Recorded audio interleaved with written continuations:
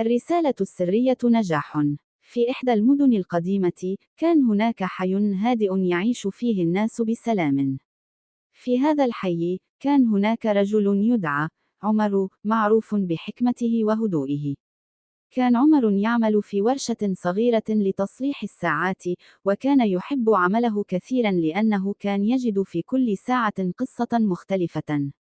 ذات يوم، بينما كان عمر يعمل في ورشته، دخلت عليه امرأة مسنة تدعى فاطمة.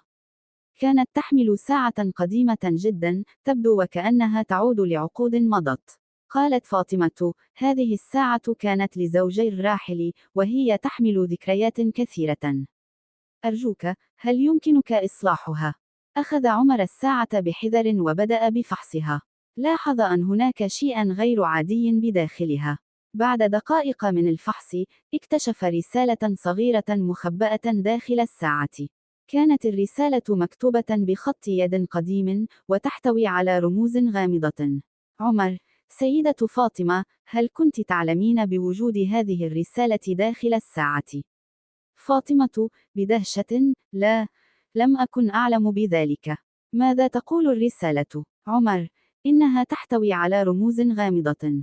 يبدو أنها رسالة سرية. بدأ عمر وفاطمة في محاولة فك شفرة الرسالة.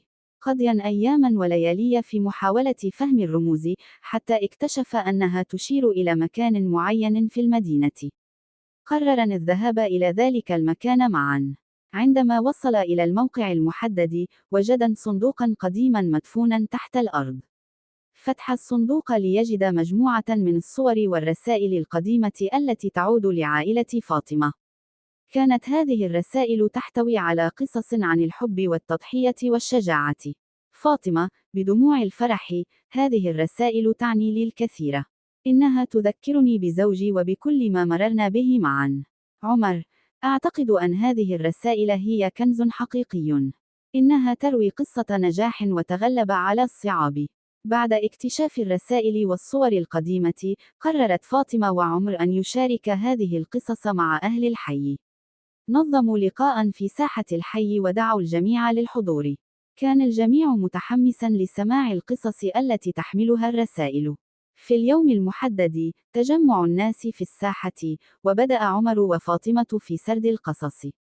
كانت القصص تتحدث عن الحب والتضحية والشجاعة، وكيف تغلبت عائلة فاطمة على العديد من الصعاب.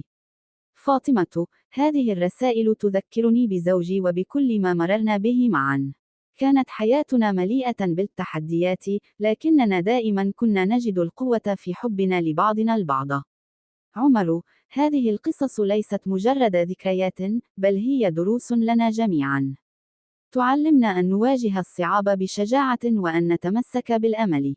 بينما كان الجميع يستمعون بانتباه، لاحظ: بالطبع، سأكمل القصة وأضيف المزيد من الحوارات والتطورات المشوقة. بعد اكتشاف الرسائل والصور القديمة من العائلة الثانية، بدأ الناس في الحي يتحدثون عن القصص التي تم اكتشافها. أصبح الجميع متحمسا لمعرفة المزيد عن تاريخهم المشترك. قرر عمر وفاطمة تنظيم لقاءات أسبوعية لمشاركة المزيد من القصص والذكريات. في أحد اللقاءات، جاء رجل يدعى يوسف، يحمل صندوقا قديما. قال يوسف: وجدت هذا الصندوق في علية منزل جدي. أعتقد أنه يحتوي على المزيد من الرسائل. فتح عمر وفاطمة الصندوق بحذر، ووجدوا مجموعة أخرى من الرسائل والصور. كانت هذه الرسائل تعود لعائلة ثالثة في الحي. بدأت القصص تتشابك وتكشف عن روابط غير متوقعة بين العائلات. فاطمة: يبدو أن هذه الرسائل تربط بيننا جميعا. إنها تروي قصة مجتمعنا وكيف تغلبنا على الصعاب معا. عمر: هذه القصص تعلمنا أن نكون متحدين وأن نواجه التحديات بروح الجماعة. بينما كانوا يقرؤون الرسائل، اكتشفوا رسالة تشير إلى مكان آخر في المدينة. قرروا الذهاب إلى ذلك المكان معا. عندما وصلوا، وجدوا صندوقا آخر مدفونا تحت الأرض.